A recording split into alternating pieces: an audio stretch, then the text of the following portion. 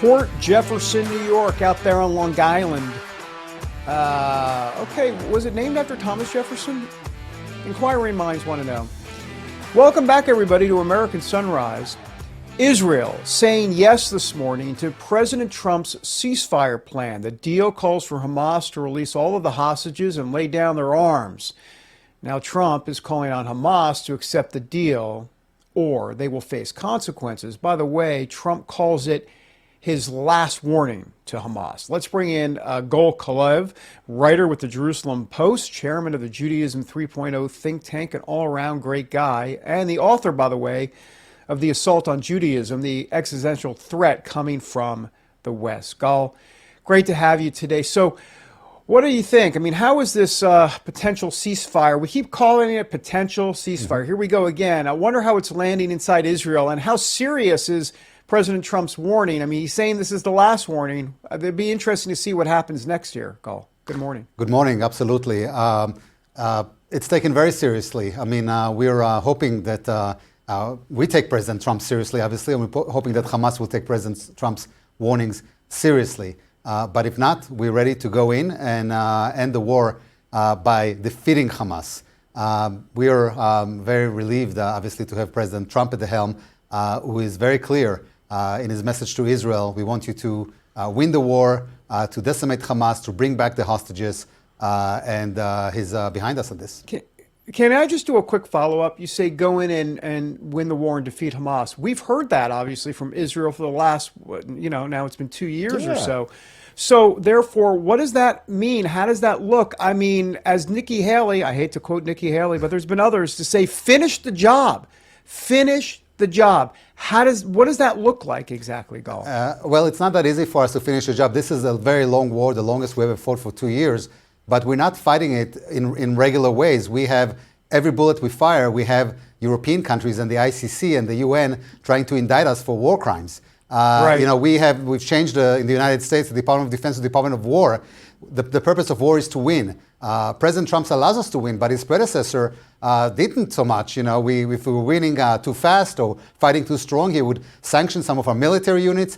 And we're seeing this with the Europeans. Now we're seeing this with this whole starvation campaign, this modern-day blood libels that Israel is committing a genocide, a blood libel that's giving backwind by Prime Minister Starmer of the UK and Macron of France, who are not standing up to that, but participating in giving it credibility by saying we should put pressure on Israel. So we don't fight. I wish we could fight in the same way that we have always that other armies fight, but we are fighting where everybody's, we have, as we said all along, there's the physical attack on us from Iran and its proxies, including Hamas, and there's the ideological assault on the Jewish state that's coming from Europe and its proxies, and those two are uncoordinated by the feed off each other, and we're fighting in very difficult conditions. We have hostages, we have civilians, Hamas is trying to have their civilians killed, basically. They've booby-trapped their buildings, they've converted the high-rise building into command posts, they have explosive tunnels underneath it,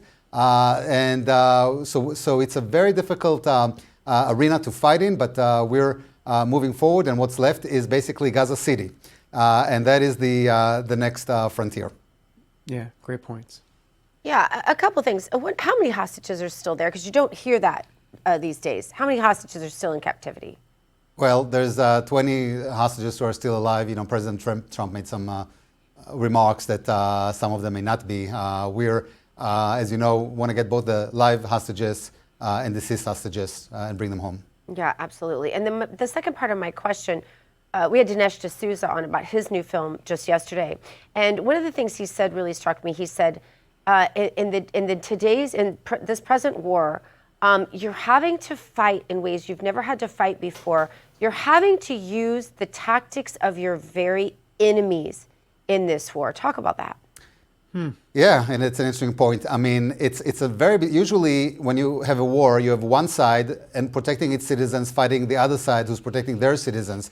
This is a little bit the opposite, because again, we're asking Gazan civilians to go out of harm's way, at least within Gaza, and then eventually, as the Trump plan suggests, to give them the option to leave Gaza, because there's no way for them to stay in Gaza. I mean, I hope people understand that Gaza is a demolition site. Hamas is basically fighting against its civilians. It's basically the buildings have all riddled with explosives.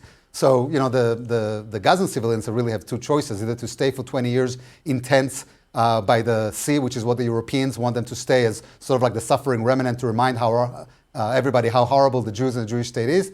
President Trump has a better plan for the Gazans to bring them out. But we're fighting a war like was never fought before. Sadly, we're revolutionizing the concept of warfare by us being the ones who need to protect our enemies' civilians, and that comes at a very heavy cost, including to our soldiers.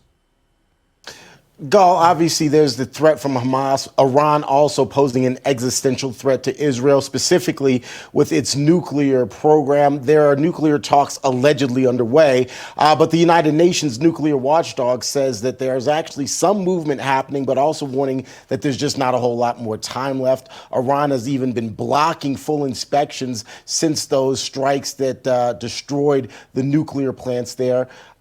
Do you see a deal being close, or is Iran simply hedging? Well, we'll find out soon. But the conventional wisdom, most experts think that there's going to be another round sooner or later. Hamas have not giving up their nuclear aspirations. They're not giving up the ballistic missiles program. Former Israeli Defense Minister Yoav Gallant says that this is basically coming another round. And if Iran enters a deal, then great, and if not, then both us and President Trump, I'm sure, is prepared to deal with it in another way.